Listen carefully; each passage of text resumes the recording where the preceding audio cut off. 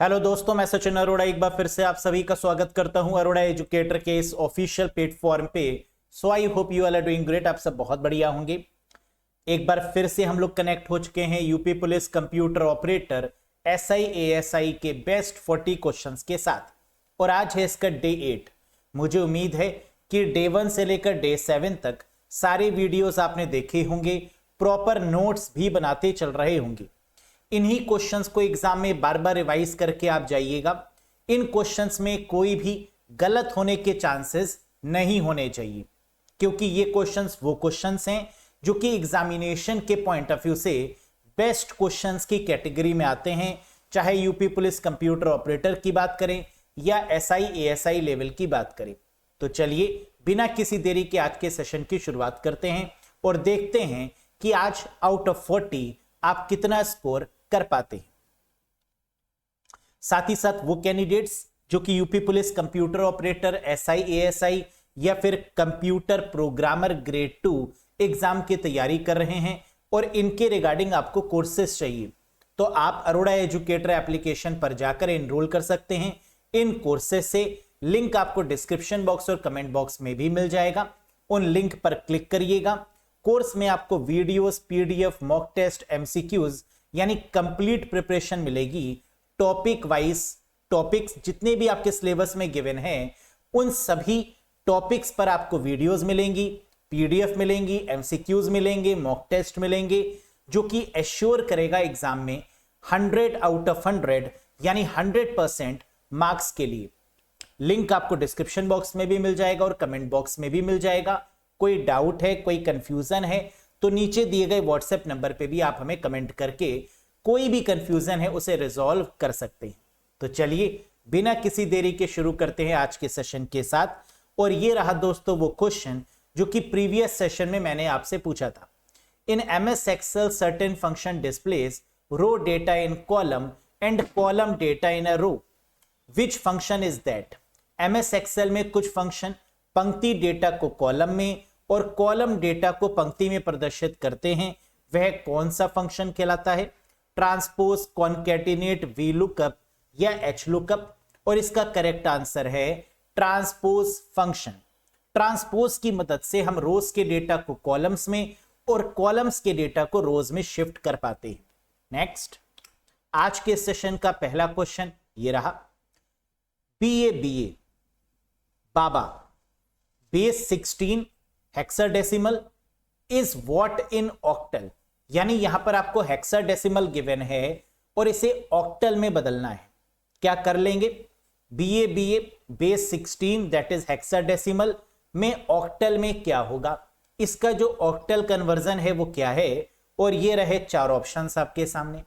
सबसे पहला काम क्या है, आपको पता है कि ऑक्टल में या हेक्साडेसिमल में जब भी हम लोग बात करते हैं, क्योंकि ये हेक्साडेसिमल में गिवन है, तो ए का मान कितना होता है 10, बी का मान कितना होता है 11, सी का मान कितना होता है 12। इस तरीके से ए से लेकर एफ तक 10, 11, 12, 13, 14, 15 इस तरीके से लिखते हैं, है ना। ये बात तो आप जानते हैं। तो सबसे पहला काम क्या होगा कि बी को हम क्या लिखेंगे 11, और 11 का जो बाइनरी नंबर होगा वो फाइंड कर लेंगे। तो 11 का बाइनरी नंबर 4 डिजिट्स में क्या होगा आपका 1011, 1 2 4 8, किसको जोड़ें कि 11 आ जाए, है ना। ऐसे आपने निकाल लिया तो क्या आ गया 1011। फिर क्या गिवन है ए का मतलब 10, और 10 का बाइनरी नंबर क्या होता है 1010। फिर क्या गिवन है बी का आप ऊपर निकाल चुके हैं 11, 1011। फिर ए गिवन है दैट इज 10, फिर से इसका क्या हो गया 1010। यानी बीए को आपने क्या किया, सबसे पहले जो इसका हेक्साडेसिमल नंबर है वो लिख लिया। अब इसको आपने बाइनरी में कन्वर्ट कर लिया, तो बीए का क्या आ गया बाइनरी में ये आ गया। इसका मतलब बीए को आप बाइनरी में क्या लिख सकते हैं, ये लिख सकते हैं। एक साथ इन नंबर्स को आपने लिख दिया 1011, 1010, 1011 और 1010, एक साथ लिख दिए नंबर्स को। लेकिन अब आपको कन्वर्ट किस में करना है, ऑक्टल में। और आप जानते हैं ऑक्टल में कन्वर्ट करने के लिए 3-3 के पेयर बनाए जाते हैं। हेक्साडेसिमल में 4-4 के पेयर बनते हैं, लेकिन ऑक्टल में 3-3 के पेयर्स बनते हैं। लेकिन ये 3-3 के पेयर हम कहां से बनाते हैं? राइट हैंड साइड से। तो आपको क्या करना है? राइट हैंड साइड से 3-3 के पेयर बनाते हुए चलना है। तो पहला बन जाएगा 010, फिर 111, फिर 010, 101, 110 और लास्ट में बचा 1। इसको आप 1 भी लिख सकते हैं या 001 भी लिख सकते हैं। अब अगला स्टेप क्या होगा? ये जो नंबर आपके पास आए हैं इनका डेसिमल निकाल लीजिए। इनको डेसिमल में तो कन्वर्ट आप कर लेंगे बहुत आसानी से, बस वही आपका आंसर हो जाएगा। आइए करते हैं कैसे। अब ये जो आपका नंबर आया हमारे पास में, बाबा इन ऑक्टल आपने ये लिखा 3-3 के सेट में। अब इसको अगर हम डेसिमल में कन्वर्ट करें तो 1 का डेसिमल क्या होगा? 1। 011 जो कि बाइनरी नंबर है, इसका डेसिमल क्या हो जाएगा? 3। 101 का क्या हो जाएगा? 5। 010 का क्या होगा? 2। 111 का क्या होगा? 7 और 010 का दोस्तों क्या हो जाएगा? That is 2। यानी अब इसको आप एक साथ लिख दीजिए तो आंसर क्या आ गया? 135272। क्या कहीं दिख रहा है? जी हां, यानी option number 3 is the right one. समझ में आ गया? तो सबसे पहला काम आपने क्या किया? जो बाबा लिखा हुआ है इसको आपने हेक्साडेसिमल फॉर्मेट में लिखा और हेक्साडेसिमल से इसको बाइनरी में कन्वर्ट कर लिया। बाइनरी में कन्वर्ट करने के बाद इसको किस में कन्वर्ट करना था? ऑक्टल में। तो आपने क्या किया? 3-3 के सेट बना लिए राइट हैंड साइड से, और जो सेट बने उसको आपने सिंपली बाइनरी से डेसिमल में कन्वर्ट कर लिया, है ना, कुछ इस प्रकार। और जो डेसिमल में कन्वर्ट करके आया ये बन गया आपका करेक्ट आंसर 135272। आसान था, बिल्कुल सिंपल था। Very good. नेक्स्ट देखो, which two term identify a bootable partition. कौन से दो शब्द बूट करने योग्य पार्टीशन की पहचान करते हैं? मास्टर या फैट, स्लेव या फैट, प्राइमरी या एक्टिव, प्राइमरी या एनटीएफएस। बिल्कुल सही करेक्ट जवाब होगा, दो तरीके के बूटेबल पार्टीशन होते हैं, एक प्राइमरी पार्टीशन और एक एक्टिव पार्टीशन। तो आंसर क्या होगा? प्राइमरी और एक्टिव, यानी option number 3 is the right one. Next question, which of the following can not be removed by antivirus package. निम्नलिखित में से किसे एंटीवायरस पैकेज द्वारा हटाया नहीं जा सकता? जल्दी से बताइए। एंटीवायरस का काम क्या होता है? वायरस या मेलवेयर को हटाना, रिमूव करना, स्कैन करना। लेकिन किसको नहीं हटा सकते? Spam mail, EXE files, word files या PDF फाइल।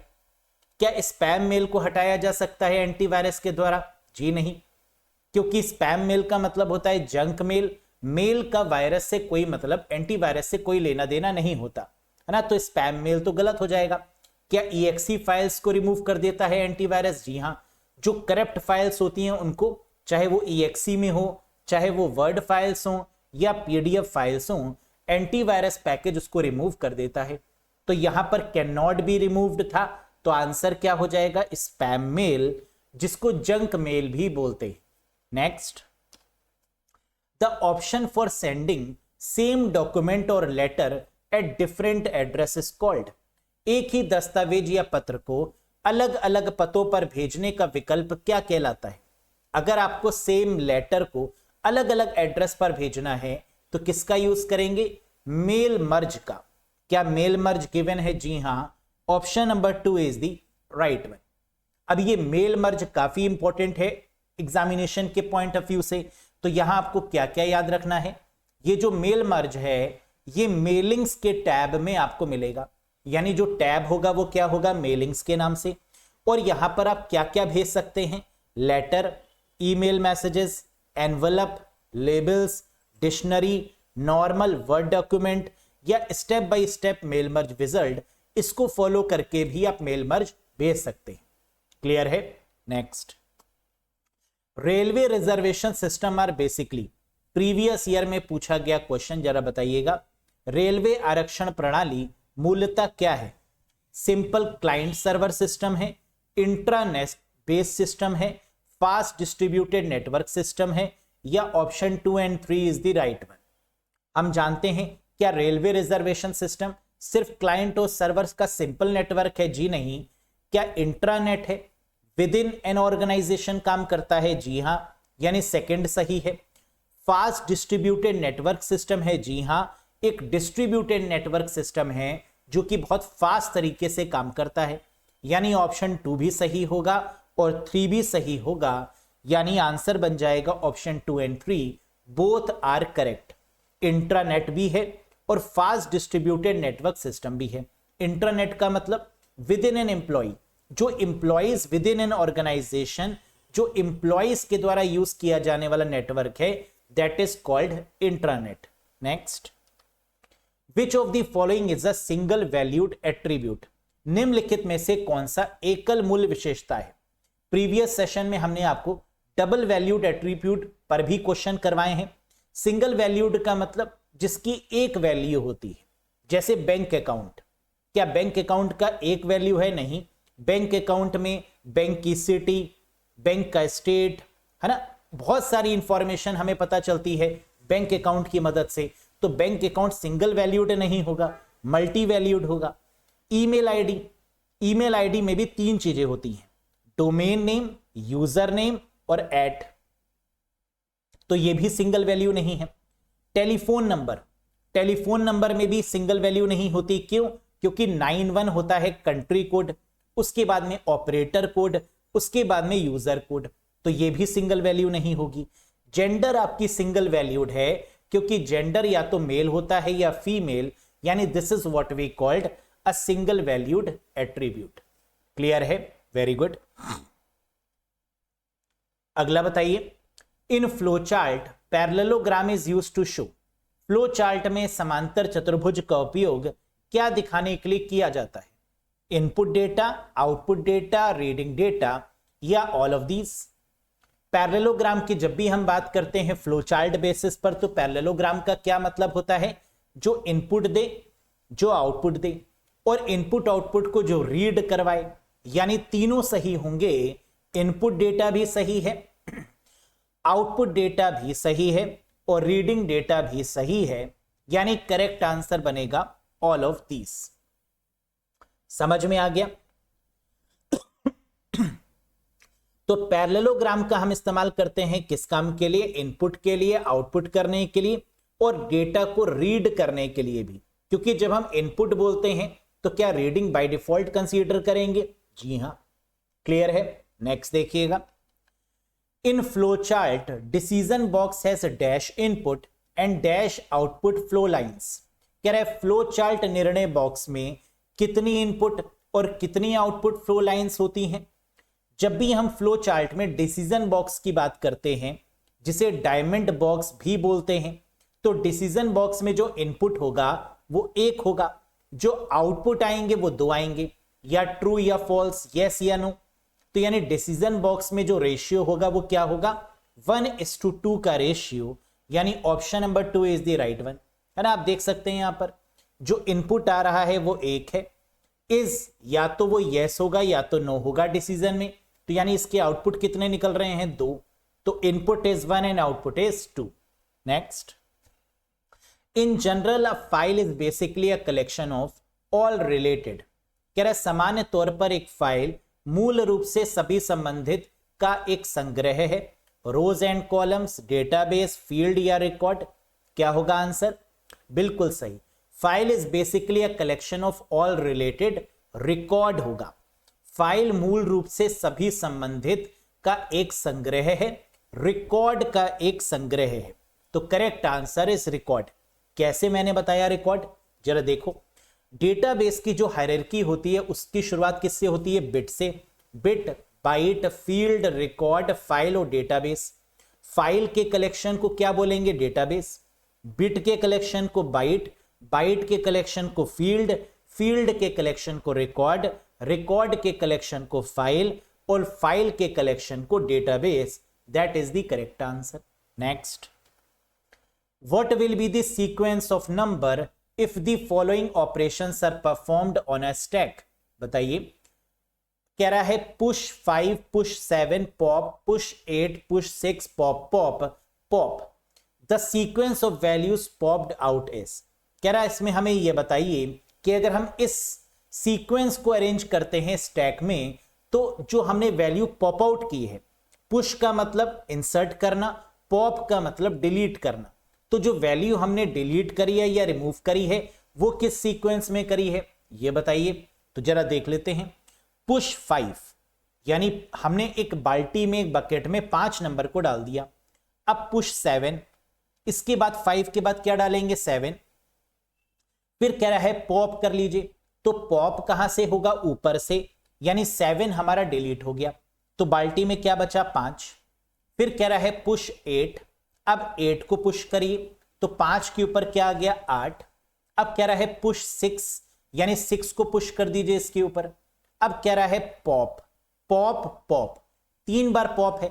3 बार पॉप का मतलब पहले 6 निकाल लिया, 8 निकाल लिया और 5 निकाल लिया। तो अब क्या बचा हमारे पास में, अगर 6 को निकाल लेंगे तो 5 और 8 बचेगा, अगर 8 को निकाल लेंगे तो 5 बचेगा और 5 को भी निकाल देंगे तो क्या बचेगा, कुछ नहीं बचेगा। देखो 5 8 6 पुश 6, पुश 6 के बाद में क्या हो रहा है पॉप, यानी 6 को हमने निकाल दिया तो क्या बचा 5 और 8। फिर कह रहा है दोबारा पॉप करिए यानी 8 को भी निकाल दीजिए तो क्या बचा 5 बचा। और फिर एक बार और पॉप कह रहा है तो 5 भी निकल गया तो कुछ नहीं बचा, यानी बाल्टी या बकेट हमारी क्या हो गई, खाली हो गई, है ना, जैसे कि आपको दिख रहा है। तो क्या पूछ रहे किस सीक्वेंस में हमने पॉप किया है। तो पहले आप देखिए ग्रीन वाले सिंबल्स, 7 को निकाला, फिर 6 को निकाला, फिर 8 को निकाला, फिर 5 को निकाला। तो आंसर क्या आ गया 7 6 8 5। क्या ये गिवन है, जी हां, option 4 is the right one. Very good. Next, PETA मतलब क्या होता है, what do you mean by petabyte या पेटा का मतलब क्या है, 2 की पावर 20, 2 की पावर 30, 2 की पावर 40 या 2 की पावर 50। बिल्कुल सही, पेटा का मतलब होता है 50, यानी 2 की पावर 50 इज कॉल्ड पेटा। अब जरा आपको यह समझना होगा, किलोबाइट का मतलब होता है 2 की पावर 10, 1024 बोलते हैं या 2 की पावर 10 बोल सकते हैं। मेगाबाइट 2 की पावर 20, गीगाबाइट 2 की पावर 30, टेराबाइट 2 की पावर 40, पेटाबाइट 2 की पावर 50 और एक्साबाइट 2 की पावर 60। तो ऐसे याद रखिएगा 10 20 30 40 50 60, kilobyte, megabyte, gigabyte, terabyte, petabyte, exabyte. Yes. Next, 8085 micro processor बहुत फेमस क्वेश्चन है और ये आएगा ही आएगा एग्जाम। 8085 माइक्रो प्रोसेसर के 3-4 क्वेश्चन बहुत फेमस है और इनमें से कोई ना कोई रिपीट जरूर होता है। क्या है, आइए देख लेते हैं। कह रहे the 8085 micro processor having dash bit data bus and dash bit address bus. 8085 micro processor में कितने बिट की डेटा बस होती है और कितने बिट की एड्रेस बस। तो डेटा बस होती है 8 बिट की, जबकि एड्रेस बस की जब हम बात करते हैं तो ये होती है 16 बिट की। क्या 8 और 16 गिवन है, जी हां, option number 4 is the right one, 8 bit and 16 bit, है ना। याद रखिएगा 8085 माइक्रो प्रोसेसर में कितने बिट की डेटा बस होती है, 8 बिट की, और कितने बिट की एड्रेस बस होती है, तो आंसर है 16 बिट की एड्रेस बस होती है। Next, the 8085 micro processor is commonly used in. 8085 micro processor का प्रयोग कहां किया जाता है, वॉशिंग मशीन में, जी हां, रेफ्रिजरेटर में, जी हां, माइक्रोवेव ओवेंस में, यस। तो correct answer is all of these. इन सभी जगह 8085 माइक्रो प्रोसेसर का इस्तेमाल करते हैं। अगला देखिए, the 8085 micro processor is a dash bit CPU introduced in 1976। 8085 micro processor जो कि 1976 में बनना शुरू हुआ, 1977 में जाकर कहीं बन पाया, में शुरू किया गया एक डैश बिट सीपीयू है। इसका जो सीपीयू है वो कितने बिट का होता है, 8 बिट का सीपीयू इसमें लगा होता है। So correct answer is 8 bit. याद रखिएगा कि जब डेटा बस की बात करें तो 8 बिट होगा, एड्रेस बस की बात करें तो 16 बिट होगा। कहां गया, ये रहा। कितने बिट का डेटा बस होता है, 8 बिट का। कितने बिट की आपकी एड्रेस बस होती है, 16 बिट की। सीपीयू पूछें तो भी आंसर क्या होगा, 8 बिट। किसमें 8085 माइक्रो प्रोसेसर का यूज किया जाता है, washing machine, refrigerator, microwave Owens. CPU कितने बिट का, दैट इज ऑफ 8 बिट। याद हो गया इतना। अगला देखो, अब 8085 माइक्रो प्रोसेसर में क्या क्या क्वेश्चन पूछे जाते हैं, जरा एक बार यहां से देखो। डेवलप्ड बाय इंटेल, कह रहा है 8085 माइक्रो प्रोसेसर किस कंपनी ने डेवलप किया, इंटेल के द्वारा ही डेवलप किया गया। कब, 1977 में। 1976 में शुरू किया गया और एक साल में यह डेवलप हो गया 1977 में। इसका सीपीयू कितने बिट का है, 8 बिट का। Data bus 8 bit, address bus 16 bit. Pins कितनी लगी होती हैं, 40 पिंस इसमें लगी होती हैं। और इसका इस्तेमाल किसमें करते हैं 8085 माइक्रो प्रोसेसर का, माइक्रोवेव ओवन, रेफ्रिजरेटर्स, यानी जितने भी होम अप्लायंसेस होते हैं जो घर में इस्तेमाल किए जाते हैं अप्लायंसेस, उनमें इसका यूज किया जाता है। और ये किस जनरेशन को बिलोंग करता है, ये बहुत इंपॉर्टेंट है। वैसे तो माइक्रो प्रोसेसर 4th जनरेशन में आता है ना। जब हम आपसे पूछते हैं कि माइक्रो प्रोसेसर किस जनरेशन का पार्ट है, तो आप कह देते हैं 4th जनरेशन का। लेकिन जब हम माइक्रो प्रोसेसर के 8085 की बात करते हैं तो ये 2nd जनरेशन में आता है। क्यों, क्योंकि माइक्रो प्रोसेसर को again 1st, 2nd, 3rd, 4th, 5th generation में डिवाइड किया गया है। तो माइक्रो प्रोसेसर की अपनी एक जनरेशन है जिसमें ये 2nd जनरेशन में आता है 8085 माइक्रो प्रोसेसर। आइए जरा माइक्रो प्रोसेसर की सभी जनरेशंस पर बात कर लेते हैं, जरा ध्यान दो। माइक्रो प्रोसेसर की 1st जनरेशन है इंटेल 4004, जो आपने नाम भी सुना होगा कि पहला जो माइक्रो प्रोसेसर है इंटेल का वो कौन सा है, 1st प्रोसेसर 4004, है ना। ये पहली जनरेशन है माइक्रो प्रोसेसर की। 2nd जनरेशन माइक्रो प्रोसेसर की है जो अभी हमने बात करी, ये 8085, इंटेल का 8085 माइक्रो प्रोसेसर। 3rd जनरेशन में आया 8086 माइक्रो प्रोसेसर। 4th जनरेशन में आया 80386 माइक्रो प्रोसेसर। और 5th जनरेशन में आया इंटेल पेंटियम 4। जहां सबसे ज्यादा एग्जाम में पूछा जाता है इंटेल 8085 ये किस जनरेशन को बिलोंग करता है, तो आंसर है 2nd जनरेशन। लेकिन कई जगह पर आपको इंटेल 8085 4th जनरेशन में भी मिल जाएगा, वो गलत है ना। एग्जामिनर क्या सही मानता है और जो रिलायबल बुक्स हैं वो क्या सही मानती हैं, that is 8085 under 2nd generation. तभी मैंने आपको यहां पर 5 जनरेशंस दिखा दी हैं, गलत मत करना। Yes, next. FF will be the last memory location in a memory of size dash byte। FF dash bytes आकार की मेमोरी में अंतिम मेमोरी लोकेशन क्या होगी, बहुत आसान है। F का मतलब क्या होता है, हेक्साडेसिमल में 16। कितनी बार F दिए हैं, 2 बार, तो 16 इंटू 16 क्या होगा, 256। ओरल आंसर है बिल्कुल, 256 इज द करेक्ट आंसर, है ना। एक बार देख लो, हेक्साडेसिमल में 0 से लेकर 9 तक होता है, फिर A से लेकर F तक, है ना। हेक्साडेसिमल मतलब 0 से लेकर 15 इसकी रेंज है, तो 0 to 9 होगा और A से लेकर F होगा। F का मान क्या होगा, दैट इज 16, तो 16 का square that is 256, that is the correct answer. यानी ऑप्शन नंबर 256 यानी 2nd option is the right one. कर लेंगे आराम से, कोई दिक्कत नहीं। नेक्स्ट देखो, अगर F3 लिख दें, है ना, तो भी दिक्कत नहीं होगी। 16 मल्टीप्लाई बाय 16 इंटू 16 इंटू 16 हो जाएगा। तो जितनी बार F दिया होगा उतनी बार उस 16 को उससे मल्टीप्लाई कर देंगे। 3 बार F होगा तो 3 बार 16 से मल्टीप्लाई, 4 बार F होगा तो 4 बार 16 को मल्टीप्लाई, 16 इंटू 16 इंटू 16 इंटू 16, है ना। याद रखिएगा इसको। To fetch data from secondary memory which one of the following register is used. Secondary memory से डेटा लाने के लिए निम्नलिखित में से किस रजिस्टर का उपयोग करते हैं। हम सब जानते हैं कि जब हम सेकेंडरी मेमोरी की बात करते हैं तो वहां जो रजिस्टर यूज होता है वो कौन सा है, मेमोरी एड्रेस रजिस्टर, जिसे MAR भी बोलते हैं। तो correct answer is memory address register, जो सेकेंडरी मेमोरी का मतलब हार्ड डिस्क हो गया, SSD हो गया, वहां से डेटा को लाने का काम करता है, that is memory address register. सबसे फास्टेस्ट मेमोरी रजिस्टर। रजिस्टर किससे मिलके बनता है, किसके कॉम्बिनेशन से मिलके बनता है, फ्लिप फ्लॉप के कॉम्बिनेशन से।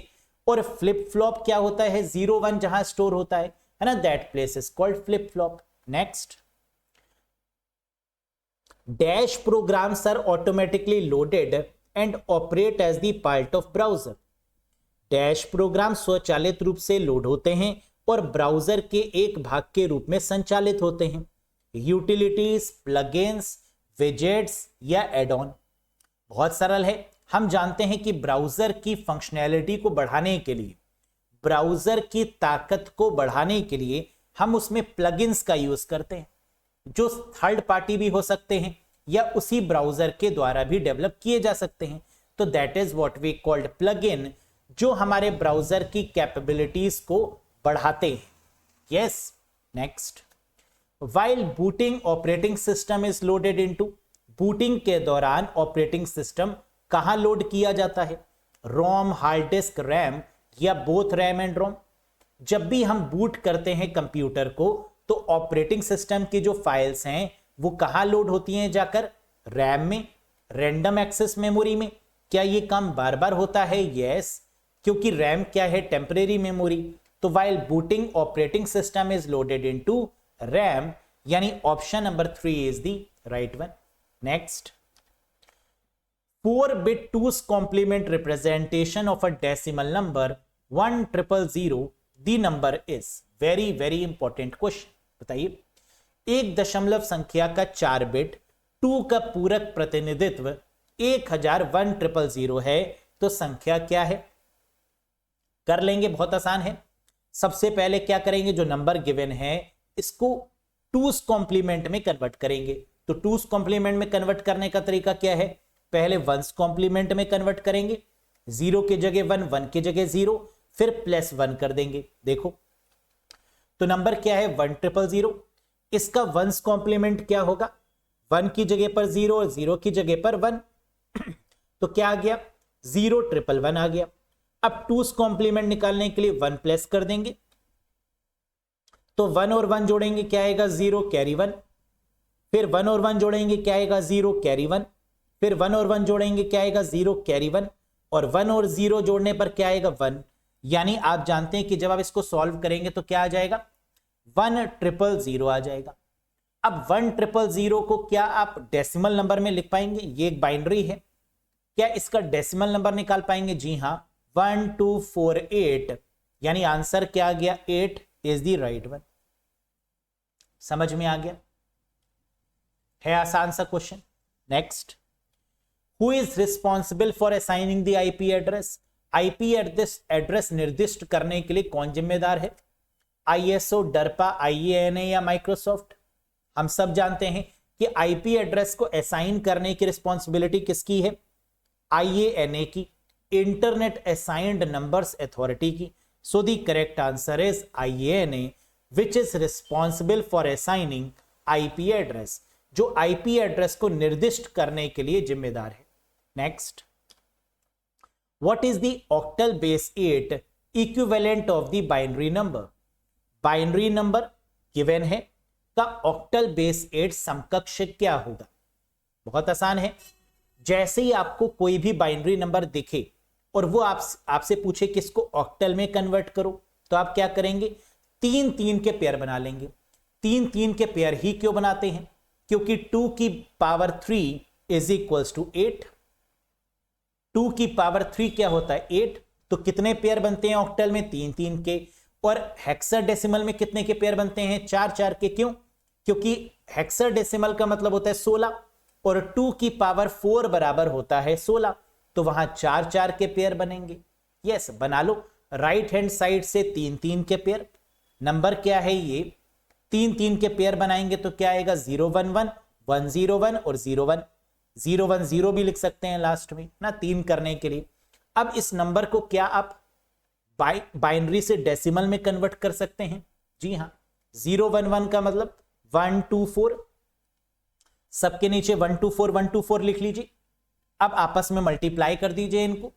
तो मल्टीप्लाई करने पे क्या आएगा? 1 0 0, 2 1 2, 4 1 4, 1 1 1, 2 0 0, 4 1 4, 1 0 0, 2 1 2। प्लस कर दीजिए नंबर्स को आपस में, तो 2 5 और 6 ये आ गया आपका नंबर। आपने सिंपली क्या किया? ये जो आपका बाइनरी था इसको डेसिमल में बदल लिया। तो 10 को डेसिमल में बदल लेंगे ना, 101 को भी बदल लेंगे और 110 को भी डेसिमल में बदल लेंगे। क्या आएगा 256। क्या गिवन है? जी हां, option number 3 is the right one. बल्ले बल्ले, है आसान सा क्वेश्चन है ना, लेकिन practice makes a human perfect. Practice नहीं करेंगे तो भूल जाएंगे। Next, what is the class of IP address 172.16.55.13? आएगा ही आएगा इस प्रकार का क्वेश्चन। ये किस क्लास को बिलोंग करता है? 172.16.53.55.13 ये किस क्लास का आईपी एड्रेस है? तो इसके लिए आपको रेंज याद होनी चाहिए।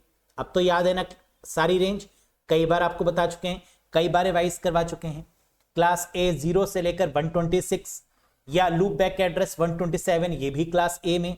क्लास बी 128 से 191, क्लास सी 192 से 223, क्लास डी 224 से 239, क्लास ई 240 से 255, 172 किस में आ रहा है? 128 से 191 के बीच में, यानी क्लास बी हो जाएगा सही जवाब। Yes. Next, which of the following SQL command is used to retrieve the data? निम्नलिखित में से किस एसक्यूएल कमांड का उपयोग डेटा को पुनर्प्राप्त करने के लिए किया जाता है? डेटा को फेच करना है तो क्या चलाएंगे? सिलेक्ट, फ्रॉम, वेयर, ऐसे ना सिलेक्ट का यूज करेंगे। तो सिलेक्ट यानी option number 3 is the right one which helps to retrieve the data. Yes. Next, multiplexer का मतलब क्या है? मल्टीप्लेक्सर का मतलब one input many output, many input one output, many input many output, या one input one output. Multiplexer में क्या होते हैं? कई सारे इनपुट लेकिन एक output.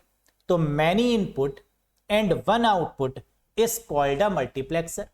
Many input one output, option number 2 is the right one. देख लीजिए, मल्टीप्लेक्सर में क्या होगा? इनपुट 0, इनपुट 1, इनपुट 2, इनपुट 3, कई सारे इनपुट हैं, लेकिन जो आउटपुट आएगा वो क्या आएगा? एक, है ना। तो that is the result of the what? Multiplexer, many input and one output. Next, K map technique generally use to dash variables. K map तकनीक आमतौर पर कितने वेरिएबल तक उपयोग की जाती है?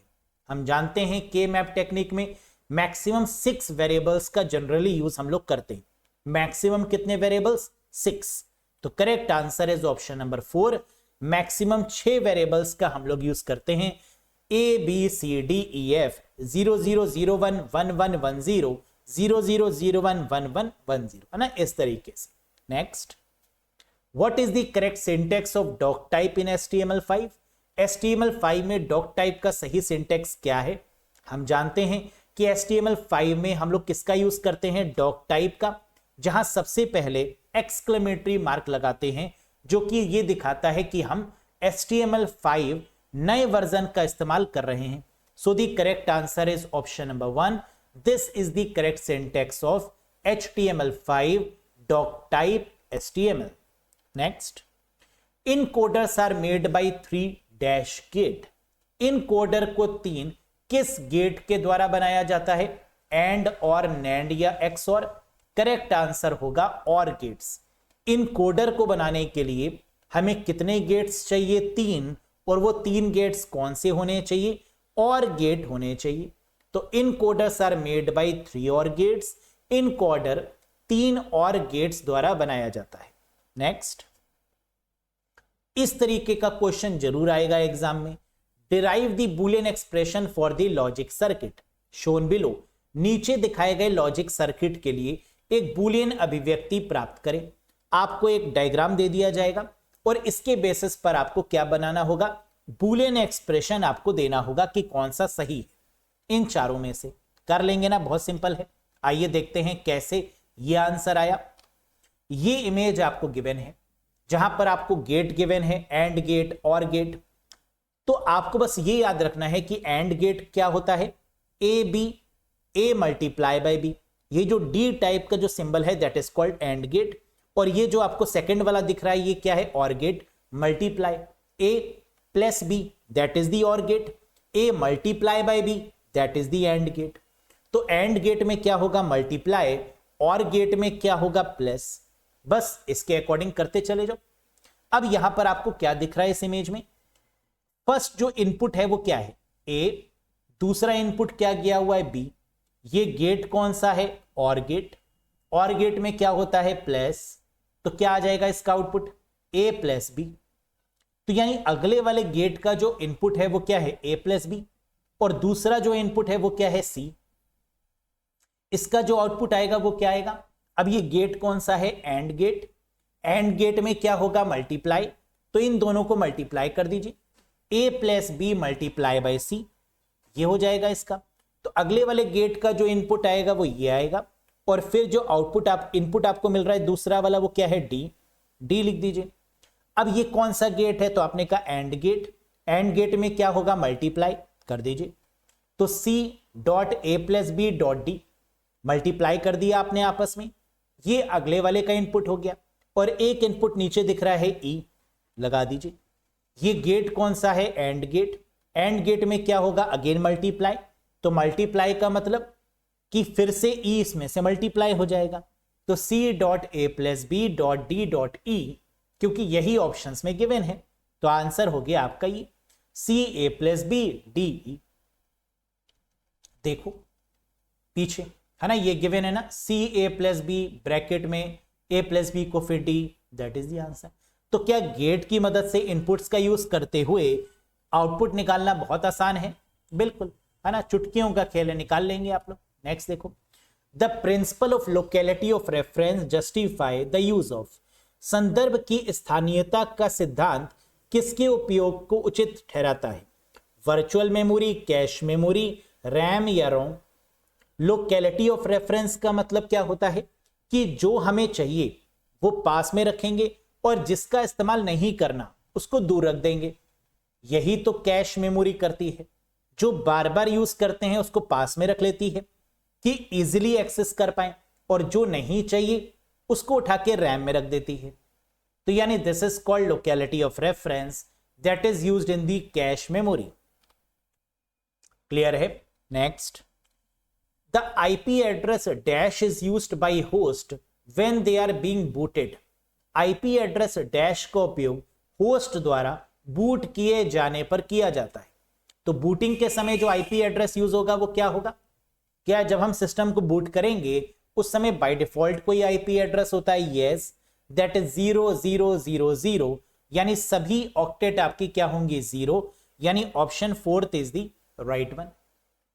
क्वेश्चन नंबर जो ऑप्शन नंबर 3 आपको दिख रहा है ये ब्रॉडकास्ट आईपी एड्रेस है, सारी बिट आपकी 255 है, दैट इज ब्रॉडकास्टिंग वाला आईपी एड्रेस है ना, जो क्लास ई में आता है आपका रिसर्च और एक्सपेरिमेंट पर्पस के लिए। लेकिन 0000 ये क्या है? बूटिंग में यूज होने वाला IP address. Next, select the odd options, very very famous question, बताइए इनमें से ऑड विकल्प चुनिए, कौन सा है? हेक्साडेसिमल, ऑक्टल, डेसिमल या बाइनरी? कैसे चुनेंगे इसको? क्या कंप्यूटर हेक्साडेसिमल का यूज करता है? हां। क्या ऑक्टल का भी यूज करता है? यस। क्या डेसिमल का भी यूज करता है? हां। क्या बाइनरी का भी यूज करता है? हां। हमारा जो कंप्यूटर सिस्टम है वो इन चारों का यूज करता है, लेकिन हम लोग आम जिंदगी में, मेंटोस जिंदगी में क्या इन चारों का यूज करते हैं? नहीं। हम लोग यूज करते हैं जिस नंबर सिस्टम का वो है डेसिमल नंबर सिस्टम, है ना, जैसे 15, 12, 10, 6, 7, ये क्या है? डेसिमल। क्या हम हेक्साडेसिमल का यूज करते हैं? नहीं। क्या हम लोग ऑक्टल का यूज करते हैं? नहीं। क्या बाइनरी का यूज करते हैं? नहीं। तो हम लोग आम जिंदगी में किसका यूज करते हैं? डेसिमल का। That is why the correct answer is decimal. समझ में आया कैसे आंसर करना है इस क्वेश्चन का? तो decimal is the number system we use in our daily lifes. Next, which of the following translate and execute program at run time line by line? निम्नलिखित में से कौन प्रोग्राम को रन टाइम पर लाइन बाय लाइन करके अनुवादित और निष्पादित करने का काम करता है? ऑल एट वंस होता, एक ही समय पे ट्रांसलेट करना और एग्जीक्यूट करना, तो कंपाइलर हो जाता। लाइन बाय लाइन करने का काम किसका है? इंटरप्रेटर का, यानी option number 2 is the right one, जो कि फास्ट भी होता है। कंपाइलर जो है वो एक साथ करेगा तो फास्ट होगा, इंटरप्रेटर जो है वो लाइन बाय लाइन करेगा तो स्लो काम करेगा। तो अगर आपसे एग्जाम में पूछें कि कंपाइलर फास्ट है या इंटरप्रेटर, तो आप कहेंगे compiler is fast as compare to interpreter, क्योंकि इंटरप्रेटर जब लाइन बाय लाइन करके करेगा तो स्लो करेगा और कंपाइलर एक साथ करेगा तो फास्ट काम करेगा। Yes, next, it is a proprietary audio video interface for transmitting uncompressed video data.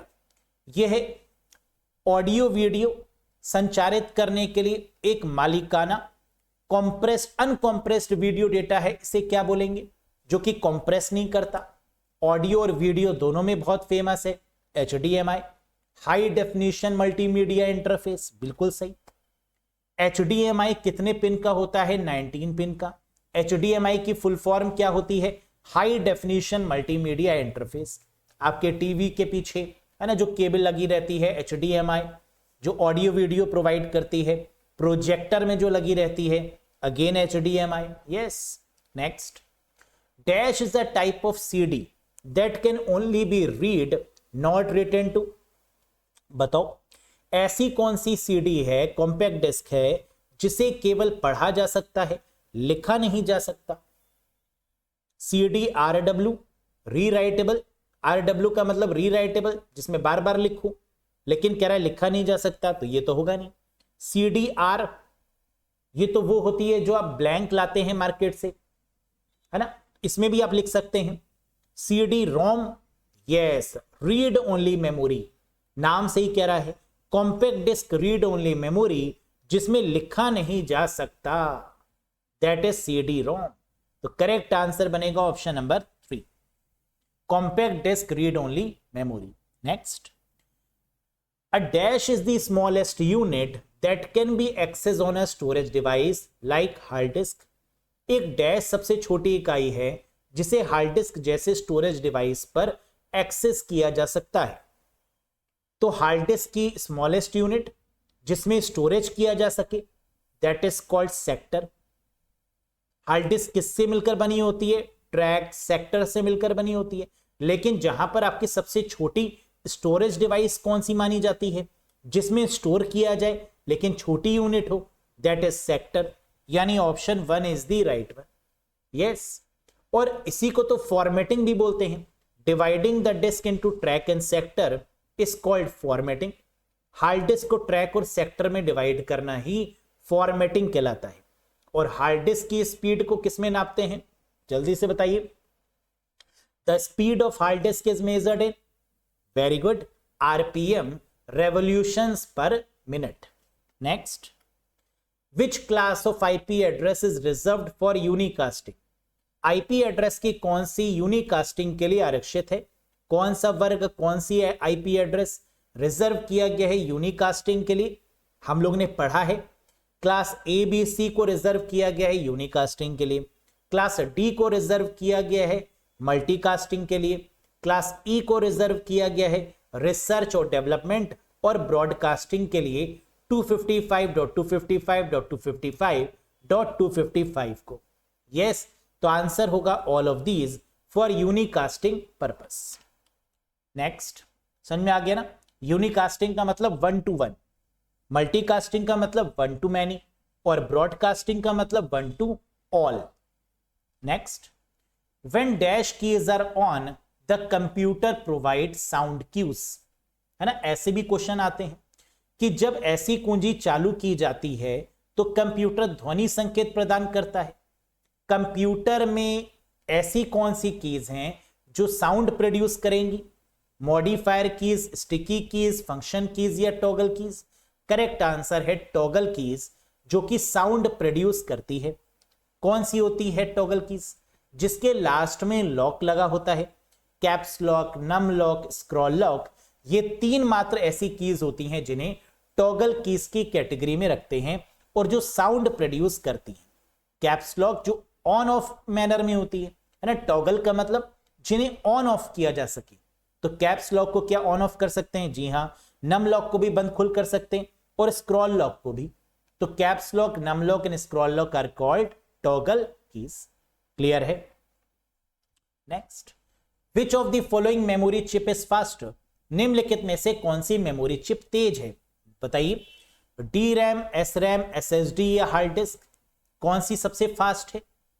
तो प्राइमरी मेमोरी फास्ट होती है, सेकेंडरी मेमोरी स्लो होती है ना, ये तो आप जानते हैं। तो एसएसडी और हार्ड डिस्क तो होगा नहीं, क्योंकि ये दोनों आपकी कैसी मेमोरी हैं, सेकेंडरी मेमोरी हैं। अगर एसएसडी और हार्ड डिस्क में पूछते तो एसएसडी आपकी फास्ट हो जाती, लेकिन या तो आंसर डी रैम होगा या एस रैम होगा।